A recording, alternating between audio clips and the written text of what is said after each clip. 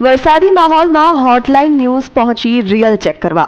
Surat mayor Dakshesh માવાણીના દાવા પોકળ સાબિત થયા. ડ્રેનેજ લાઇન ઉભરાતા કેમિકલયુક્ત પાણી બહાર નીકળ્યું.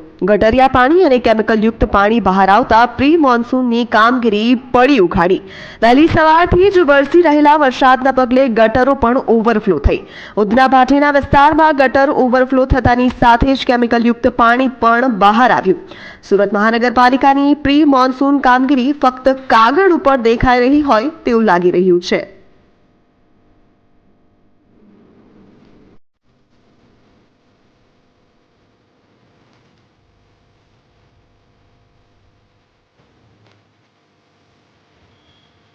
જિલ્લા સહિત સમગ્ર સુરતમાં વરસાદી વાતાવરણ હાલ જે છવાઈ રહ્યું છે અને વરસાદ જે છે તે મન મૂકીને વરસી રહ્યો છે, ત્યારે સુરતના અલગ અલગ વિસ્તારોમાં પાણી ભરાવાની સમસ્યાઓ પણ સામે આવી છે. ત્યારે જીવન જે છે તે અસ્તવ્યસ્ત બન્યું છે. ત્યારે સુરતના ભાટેના વિસ્તારના તમને હું દ્રશ્યો બતાવવા માંગીશ કે જે વહેલી સવારથી વરસાદ જે ધોધમાર પડી રહ્યો છે તેના પગલે જે ઓવરફ્લો ગટર થાય છે, જે ઓવરફ્લો થતી ગટર છે, ગટરી પાણી પણ ઉભરાતા થઈ ગયા છે અને તેની સાથે સાથે જ જોઈ શકાય છે કે કઈ સ્થિતિ ઉદ્ભવી છે કે જે બ્લુ કલરનું કેમિકલ યુક્ત પાણી છે તે આ ગટરમાંથી ઉભરાઈ રહ્યું છે. અને હાલ જે સુરત મહાનગરપાલિકા દ્વારા કહેવામાં આવ્યું હતું કે જે પ્રી મોન્સૂનની કામગીરી છે જે ખૂબ જ સરસ રીતે તેમની કામગીરી ચાલી રહી છે, પરંતુ જો કહી શકાય કે માત્ર ને માત્ર એ કાગળ પૂરતી જ સીમિત છે. અને આ જે ગટરી પાણી ઉભરાઈ રહ્યું છે ને તેની સાથે સાથે જ ઓવરબેક પાણી જે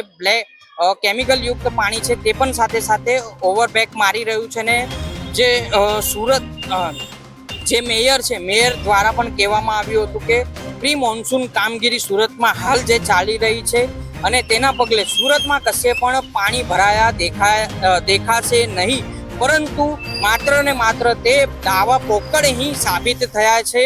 અને લોકોને આવા કેમિકલ યુક્ત પાણીમાંથી આપ જોઈ શકો છો કે અવર જવર કરવી પડે છે. અને આવા જ કેમિકલ યુક્ત પાણીના કારણે જે કેમિકલ છે યુક્ત પાણી છે તેના કારણે બીમારીના પણ ઘર લોકોને સર્જાઈ શકે છે.